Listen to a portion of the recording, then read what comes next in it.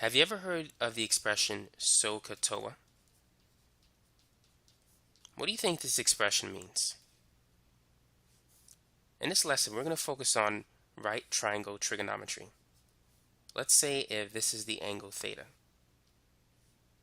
Now there's three sides of this triangle that you need to be familiar with.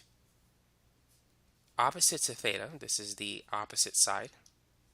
And next to the angle theta is the adjacent side. And across the box, or the right angle of the triangle, which is the hypotenuse. That's the longer side of the triangle. Now, if you recall, this is A, B, and C. The Pythagorean theorem applies to right triangles. A squared plus B squared is equal to C squared. But we're not going to focus on that too much, but just be familiar with that equation.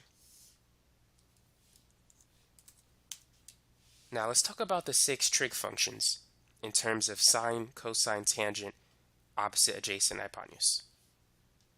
Sine theta, according to SOHCAHTOA, S is for sine, O is for opposite, H is for hypotenuse. Sine theta is equal to the opposite side divided by the hypotenuse. Cosine theta is equal to the adjacent side divided by the hypotenuse. Ca is for cosine is adjacent over hypotenuse. And tangent theta, TOA, is equal to the opposite side divided by the adjacent side. So that's the tangent ratio.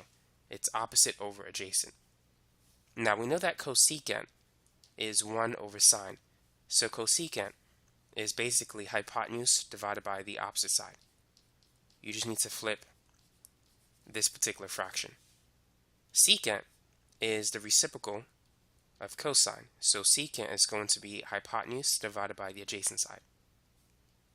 Cotangent is the reciprocal of tangent. So if tangent is opposite over adjacent, cotangent is adjacent divided by the opposite side.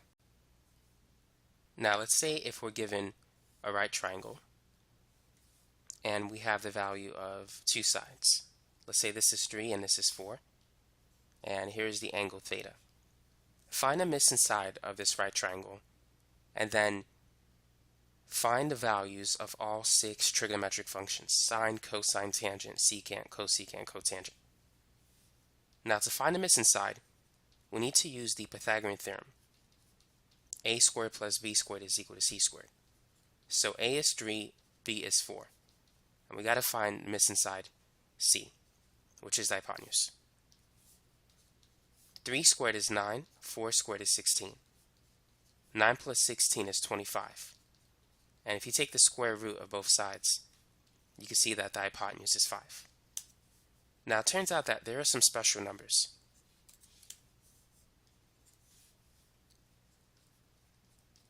There's the 3, 4, 5 right triangle, the 5, 12, 13 right triangle, the 8, 15, 17 right triangle, and the 7, 24, 25 right triangle. And any whole number ratios or multiples of these numbers will also work. For example, if we multiply this by 2, we'll get 6, 8, 10. That can also work. Or if you multiply it by 3, you get the 9, 12, 15 triangle. If you multiply this one by 2, you get the 10, 24, 26 triangle. Those are also special triplets. They work with any right triangle. Now some other numbers that are less common but you might see are the 9, 40, 41 triangle and the 11, 60, 61. So if you see some of these numbers, you can find the missing side quickly if you know them. So now let's finish this problem. So what is the value of sine theta? So according to SOHCAHTOA, we know that sine theta is equal to the opposite side divided by the adjacent side, in the part SO, S-O-H.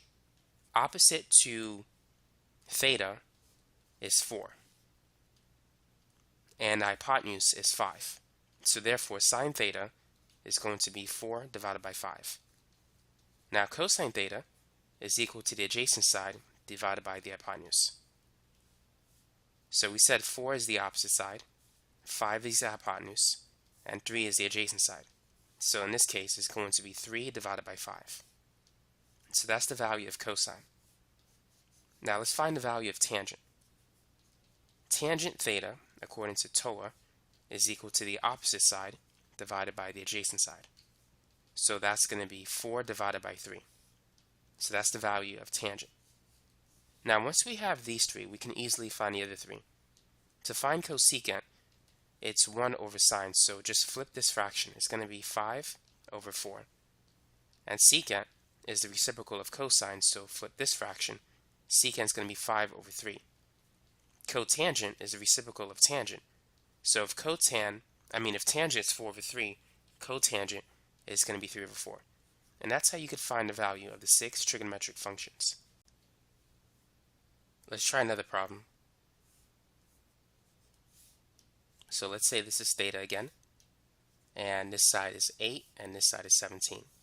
Find the missing side and then use the completed triangle to find the value of the 6 trigonometric functions. So go ahead and pause the video and work on this problem. So first, we need to know that this is the 8, 15, 17 triangle. If you ever forget, you can fall back to this equation. So A is 8, we're looking for the missing side B, and the hypotenuse is 17. 8 squared is 64, and 17 squared is 289. 289 minus 64 is 225. And we need to take the square root of both sides, and the square root of 225 is 15, which gives us the missing side of the triangle. So now, go ahead and find the value of sine theta, cosine theta, tangent theta, and then cosecant theta, secant theta, and cotangent theta. So using SOHCAHTOA, we know that sine is equal to the opposite side divided by the hypotenuse. So let's label all the three sides. 17 is the hypotenuse, 8 is the adjacent side, and opposite to theta is 15. So opposite over hypotenuse, this is going to be 15 divided by 17. So that is the value of sine theta. Now cosine theta is going to be equal to the adjacent side divided by the hypotenuse. So the adjacent side is 8, the hypotenuse is 17. So cosine theta is 8 over 17. Tangent, based on TOA, is going to be opposite over adjacent. So opposite is 15, adjacent is 8. Therefore tangent is going to be 15 divided by 8. Now cosecant is the reciprocal of sine. So if sine theta is 15 over 17, cosecant is going to be 17 over 15. Secant is the reciprocal of cosine. So if cosine is 8 over 17, secant is 17 over 8. You just got to flip it. And cotan is the reciprocal of tangent. So cotangent is going to be 8 over 15. Just flip this fraction. And now we have the values of the 6 trigonometric functions. And that's all you got to do. So here's a different problem. So let's say here's our right angle, and this time this is theta. And let's say the hypotenuse is 25 and this side is 15. Find the missing side and then go ahead and find the value of the 6 trigonometric functions. So this is going to be similar to the 3, 4, 5 triangle. Notice that if we multiply everything by 5, we'll get 2 of the 3 numbers that we need. 3 times 5 is 15, 4 times 5 is 20, 5 times 5 is 25. So we have the 15, and we have the 25. Therefore, the missing side must be 20. And you could use the Pythagorean theorem to confirm this if you want to. So now, let's go ahead and find the value of sine theta. So opposite to theta is 20. The hypotenuse is always across the box. It's the longer side. So 27 is the hypotenuse, and adjacent to 15, or right next to it, is 15. Adjacent to theta is 15. Now, sine theta, we know it's opposite divided by hypotenuse, so it's 20 over 25. which reduces to 4 over 5 if we divide both numbers by 5. 20 divided by 5 is 4. 25 divided by 5 is 5. Cosine theta is adjacent over hypotenuse, so that's 15 divided by 25, which reduces to 3 divided by 5. Tangent theta is opposite over adjacent, so 20 over 15, which becomes, if you divide by 5, that's going to be 4 over 3. Now, cosecant is the reciprocal of sine, so it's going to be 5 over 4, based on this value. And if cosine is 3 over 5, then secant, the reciprocal of cosine, has to be 5 divided by 3. Now, if tangent is 4 over 3, cotangent has to be 3 divided by 4. And so that's it for this problem. Consider the right triangle. In this right triangle, find the missing side. In this case, find the value of x. Let's say the angle is 38 degrees, and this side is 42. So what trig function should you use in order to find the value of x? Should we use sine, cosine, or tangent?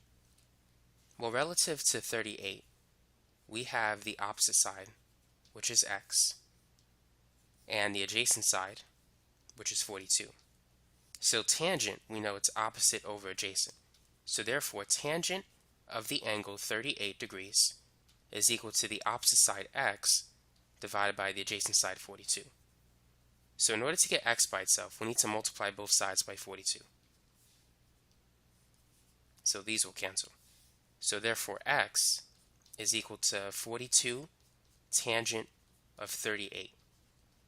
So we need to use the calculator to get this answer. And make sure your calculator is in degree mode.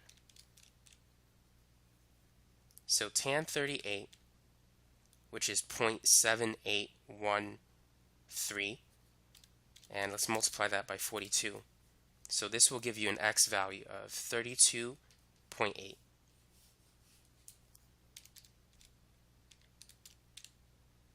Now let's try another example. Feel free to pause the video to work on each of these problems, by the way. So let's say this angle is 54 degrees, and we're looking for the value of x, and the hypotenuse is 26. Which trig function should we use? Sine, cosine, or tangent? So opposite to the right angle, we know it's the hypotenuse. And x is on the adjacent side relative to 54.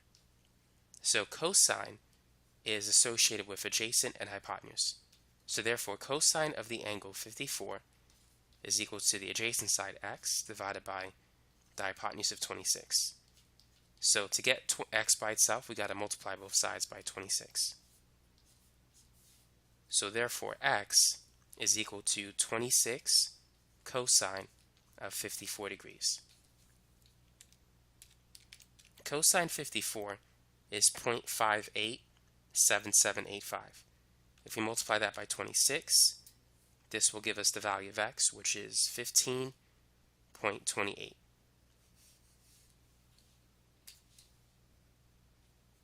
Here's another one that we could try. Let's say the angle is 32 degrees, and the hypotenuse is x, and this is 12. So notice that 12 is opposite to 32. And we have the hypotenuse. So this time we need to use the sine function. Sine of the angle 32 is equal to the opposite side 12 divided by x. So in this case, what can we do to find the value of x? What would you do? What I would do is cross multiply. So 1 times 12 is 12, and this is going to equal x times sine 32. Next, I recommend dividing both sides by sine 32. Sine 32 divided by itself is 1. So therefore, x is equal to 12 over sine 32. 12 divided by sine 32 is 22.64. So that's the value of x in this particular problem. Now let's work on another problem. So this time, we need to find the angle theta. And we're given these two sides. So 5 is opposite to the angle. And 4 is adjacent to it. So what trig function can relate theta, 4, and 5? We know tangent is opposite over adjacent. So tangent of the angle theta is equal to the opposite side, which is 5, divided by the adjacent side, 4. So how can we find the value of the angle theta? If tangent theta is 5 over 4, then theta is going to be the inverse tangent or arctangent of 5 over 4. And you simply have to type this in your calculator. So type in arctan 5 over 4. And you should get an angle of 51.34 degrees. So that's how you could find the missing angle. Let's try another example.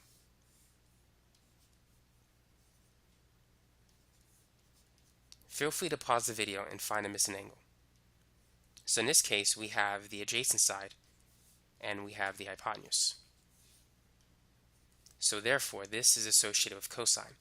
Cosine theta is equal to the adjacent side divided by the hypotenuse. So if cosine theta is equal to 3 divided by 7, theta is going to be arc cosine 3 over 7.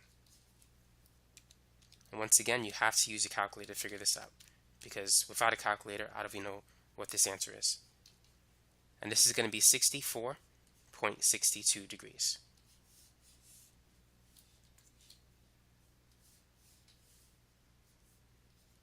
So here's another one for you. Let's say this is 5 and this is 6. Go ahead and find the value of theta. So the hypotenuse is 6. Opposite to theta is 5. So we know sine is associated with opposite and hypotenuse. Sine theta is equal to the opposite side, which is 5, divided by the hypotenuse, which is 6. Therefore, theta is the arc sine or inverse sine of 5 over 6. And so the angle is going to be 56.44 degrees. And that's it. That's all you got to do to find the missing angle of a right triangle. For those of you who might be interested in my trigonometry course, here's how you can access it. So go to udemy.com. And once you're there, enter into the search box trigonometry. Now this is a course I've recently created, so I haven't finished adding all the sections that I want to add, so in time I'm going to do that. Right now the page is accessible on the, you can find the course on the second page. And here it is, trigonometry, the unit circle, angles, and right triangles. It's basically the one with the dark background and the circle with a triangle inside the circle.